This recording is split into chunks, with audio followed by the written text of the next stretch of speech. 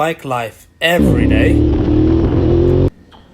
What's happening, guys? So I'm going to be taking out my 2012 Hypermotard for just my daily tasks. Going to go and do some shopping, look for some repair stuff, and then go boxing at Soma later. And yeah, just going to show you what it's like riding one of these as a daily driver and getting around Bali with the kind of traffic that we have.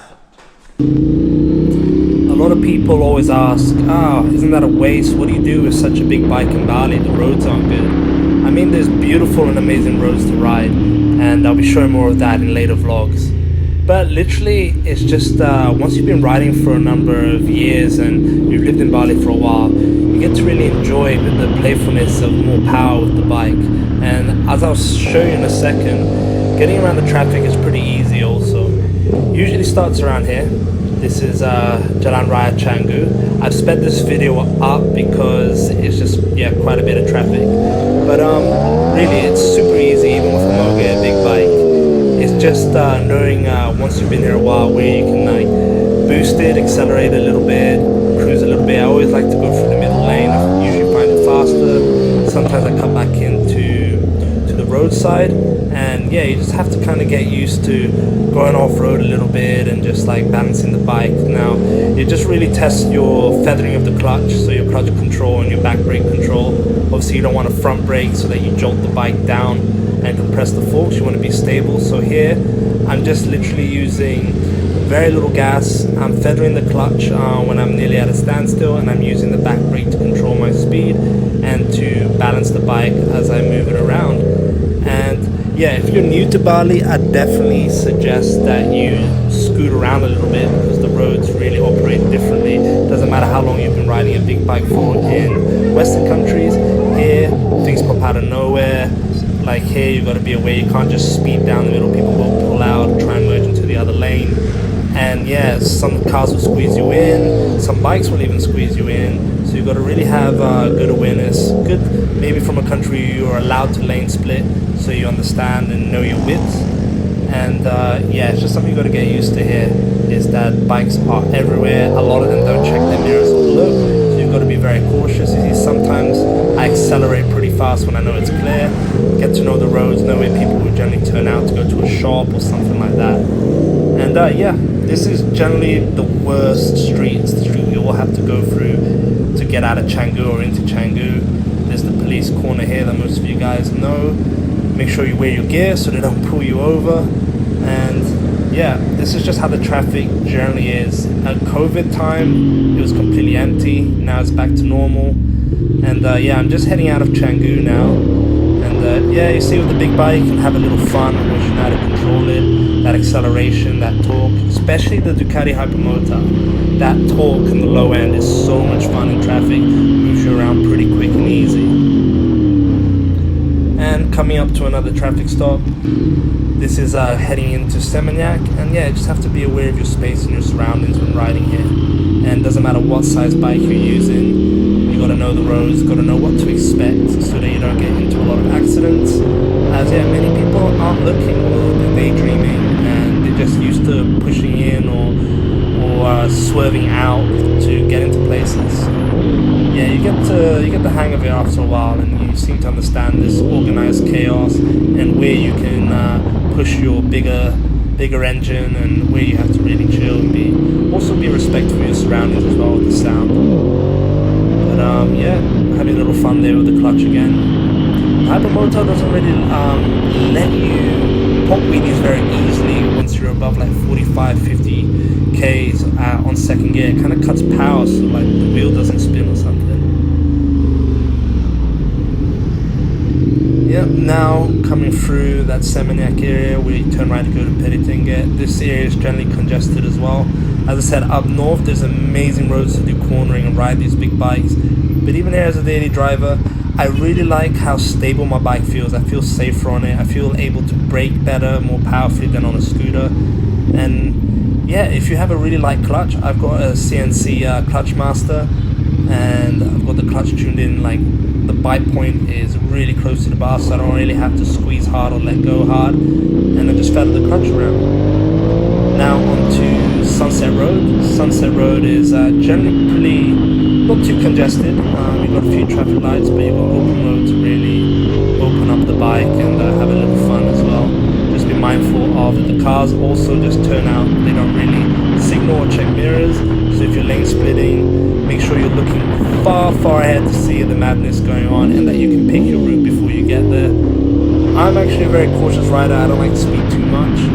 And I also like to pretend that everyone is going to do something stupid at any minute, so I keep my distance and I really look ahead for my route, and as I get there, I'm really make sure that I'm 100% committed to that route before going down. As yeah, if you're not committed, that's the worst thing on a bike. Better to commit, use the power of the bike to get out of trouble or to get through gaps. And yeah, that's pretty much how I ride here. Very defensively. Yes, I have little moments of torque and acceleration, which is the fun, especially with a Ducati.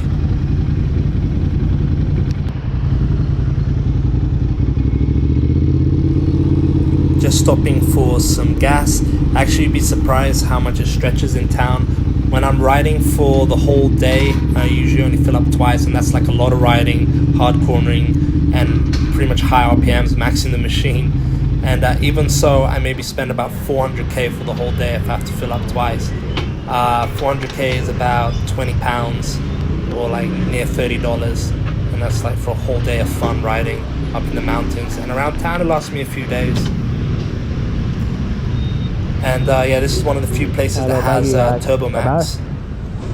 And Turbo Max is the best one for our kind of engines, the octane levels, and yeah, it's just, well, I'm believing that it's cleaner and better, but yeah, a lot of people say better for the performance, better for the acceleration, and obviously want to keep the engine running good and clean, so I always look for Pertamax Turbo. This instance, I think my tank was half full. I spent about was 95, so 95. That's about nearly 5 pounds in gas, which will last me a few days.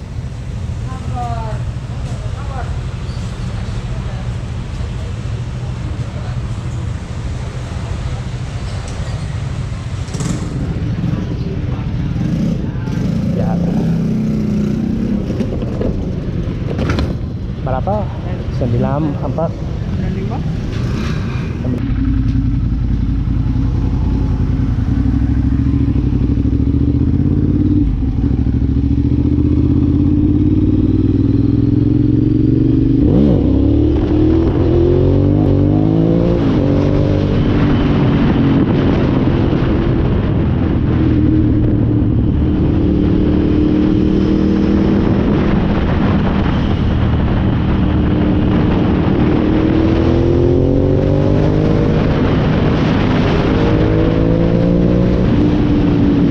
Now it's time to head to Ace Hardware to grab a few things for the bike, premium materials. And like here, for example, you can see how I really enjoy the bike. You know, I have that power there. Still working on my wheelies, but managing to get it higher and landing softly in more controlled and space. I try and go longer.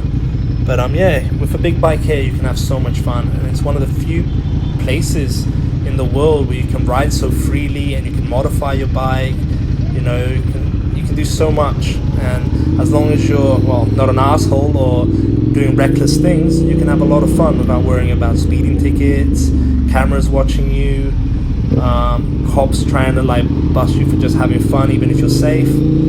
So yeah, Bali is really an amazing place to own a big bike. The culture is really big, and you'd be surprised when you come here, if you look on Facebook, if you look on Instagram, the amount of big bike dealerships, the amount of big bikes being ridden around, and it's been amazing. I've really got to get into the community and get to learn so much and experience so much, because majority of the guys here with big bikes are actually locals, some Japanese, Balinese, and other islands as well, and they're amazing people. When we go for rides on a Sunday or we go for rides to cafes, and yeah, majority of them 600cc, 1000cc, some of the newest bikes here. Got a lot of the Ducati V4s, the BMWs. So there's a big bike culture here. We really like to ride and we really like to get together, and we're just like-minded individuals who enjoy the power of two wheels and sometimes being on one wheel. Ya, menata juga. Ya, saya coba ini, Just now I came. Ya.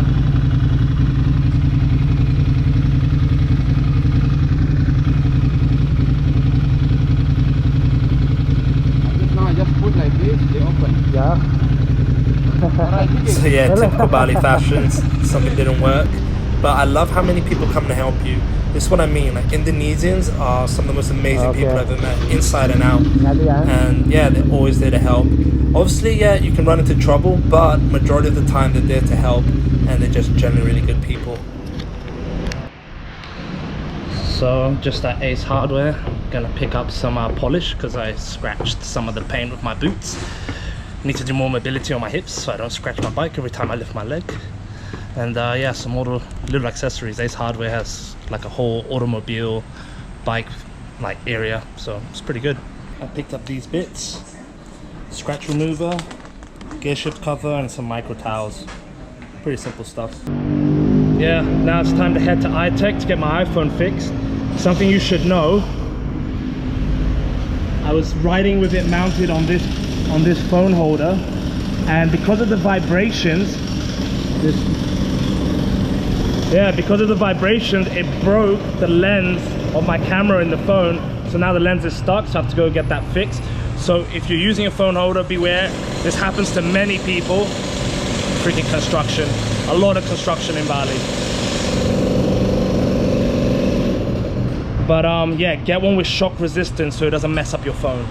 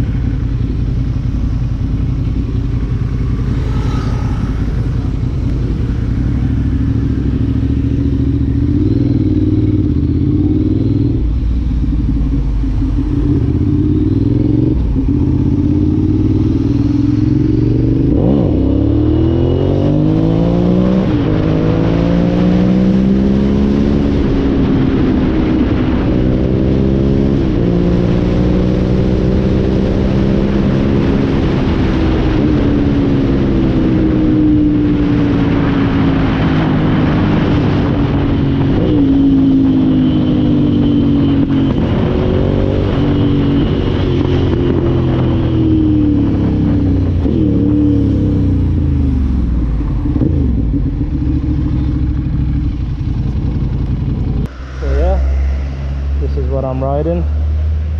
I think it's perfect bike for Bali. I'm actually changing for more of a super sport style, fully fed, aggressive, over the tank kind of feel. So yeah, either way, super fun to ride around Bali, all of these bikes. All right, so good. So iPhone being fixed at iTech Bali in Seminyak. Hopefully get that lens working because I need it for content as well. And now trying to face some more traffic on the way to go train some boxing. The bike's super maneuverable and easy, and I can still fit through these little gaps, you know. While I do have shorter handlebars as well, which is actually for racing, which made a big change in mentality. And yeah, even on the road here, it feels nice and nimble. The Hypermotor's really fun, but I'm actually soon trading it in for an R6. Want a fully fit sport bike, changing my style of riding. And yeah, I'll be making vlogs on how that feels for traffic. I have done it before on a CBR and a few other different ones, BMW also. But yeah, it wasn't much problem. Obviously more uncomfortable over a long time, but pretty chill. And now making my way to Soma. It started to rain. Yeah, expect the traffic to be 10 times worse when it rains. I don't know why, but everything gets super backed up when it's rain. And obviously riding a big bike, don't accelerate too hard and skid your wheel, and don't fucking freak out on the brakes as well. So especially in these situations, I'm always using back brake, unless I'm going a little bit faster. Then I'll use a bit of back brake and front brake. I am predominantly front brake when I'm riding at speed, but in slow control in traffic, I'm having to feather the clutch and use the back brake. And in standstill, sometimes I'm just rolling in neutral, which actually makes the back brake even more reactive, so just be aware of that if you're still learning. And yeah, pulling into Soma, traffic's still really bad. So yeah, you've been warned, in the rain, expect it to be even worse.